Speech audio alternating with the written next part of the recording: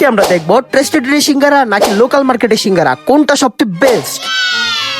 Hey guys, আসসালামু আলাইকুম। কি অবস্থা সবার, কেমন আছেন সবাই? অলরেডি ইন্ট্রো দেখে সবাই বুঝেই গেছেন আজকে আমরা কি করতে যাচ্ছি। হ্যাঁ গাইস, আজকে আমরা করতে যাচ্ছি ট্রাস্টেড ভার্সেস লোকাল মার্কেট। দেখি ভাই কোনটা সিঙ্গারা সবচেয়ে বেটার হয়। কথা বলতে বলতে আমি এসে বললাম ট্রাস্টেড এর সামনে। চলো এখন ভিতরে যাই, গিয়ে সিঙ্গারা নেওয়া হচ্ছে। ভিতরে এসে আমি সিঙ্গারা অর্ডার দিয়েছি, একটা সিঙ্গারা আমার কাছে 40 টাকা নিচ্ছে। চলো এখন আমাদের নেক্সট গন্তব্যে যাই, লোকাল মার্কেটে।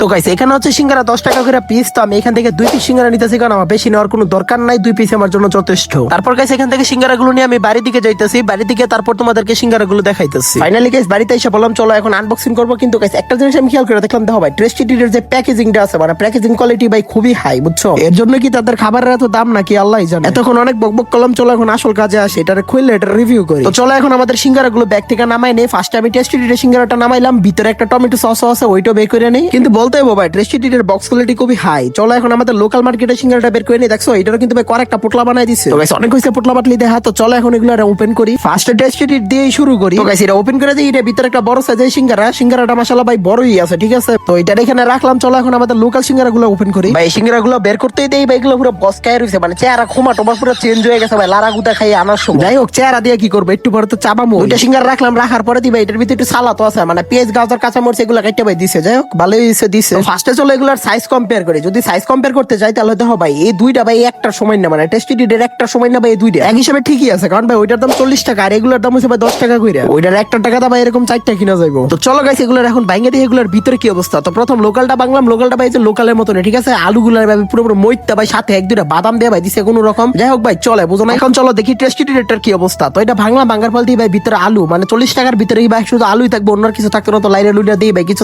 এই বাদাম পাইছি, একটা বাদাম আছে আর ভিতরে আর কিছু দেখতেছি না ভাই আমি। 2000 years later ভাই অনেক গাড়াগাড়ি করার পর আমি একটা কেল কলিজার টুকরা পাইছি ছোট, বুঝছো? আবার আস্তা কলিজা মনে করো না। তো যাই হোক ভাই চলে, মনে করো ভাই ব্র্যান্ড হিসাবে মনে করো টাকা নিতেছে আর কি, বুঝো নাই? কিন্তু 40 টাকার অনুযায়ী ভাই এটা একদম ভাই বাজে। আমার হিসাবে 40 টাকা ঠিক হয় না, 20 টাকা হইলে বা 30 টাকা হইলে যথেষ্ট, মানে তারা তাদের পুরো প্যাকেজিং এর টাকাটা নিয়ে নিছে। তো আজকের জন্য এটুকু। এখন তোমরা ভাই ভিডিও বন্ধ করো, আমি এখন এগুলো করা একটা কুপ দিমু। তো tata good bye, take care, light of.